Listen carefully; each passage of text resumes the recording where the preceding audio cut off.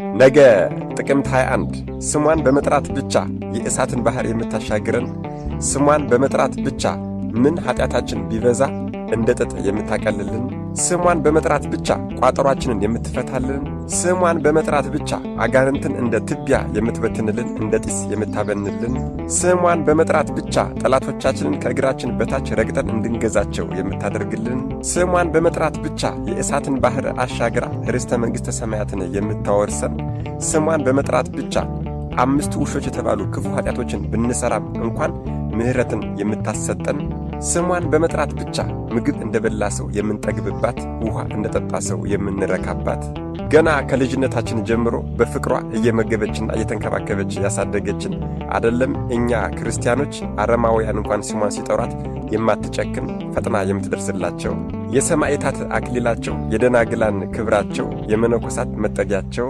ዓለም ሳይፈጠር በአምላክ ልቦና ታስባ ትኖር የነበረ። እጅግ በጣም ይገርማል ይሄ ንግግር።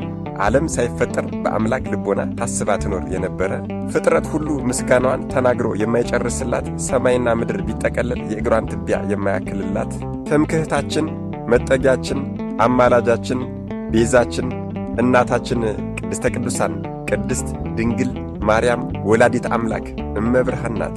እኔ እኮ እጅግ በጣም ይገርመኛል። ልጇ ወዳጇ መድኃኔዓለም ኢየሱስ ክርስቶስ ሁሉን እያወቀ ሁሉን እየተረዳ ዝም እንደሚል ሁሉ በትዕግሥት እርሷም ደግሞ በእርሷ ላይ ያውም በዚህ ዘመን ክፉ የሚናገሩ በበዙበት በዚህ ዘመን ልጇ ወዳጇ ነውና የምትመስለው ዝም የምትል እናት።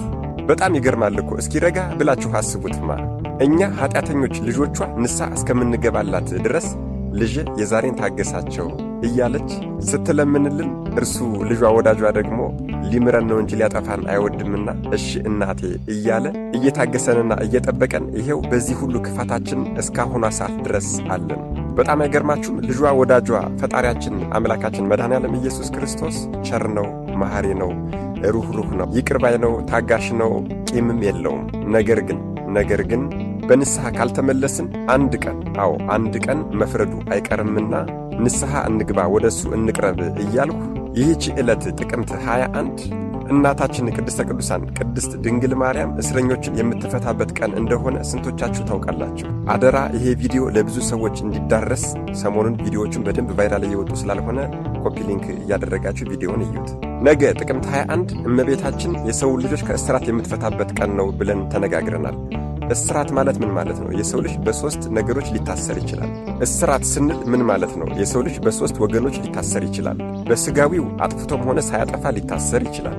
በመንፈሳዊው ግን የሰው ልጅ በኃጢአቱ ብቻ በጥፋቱ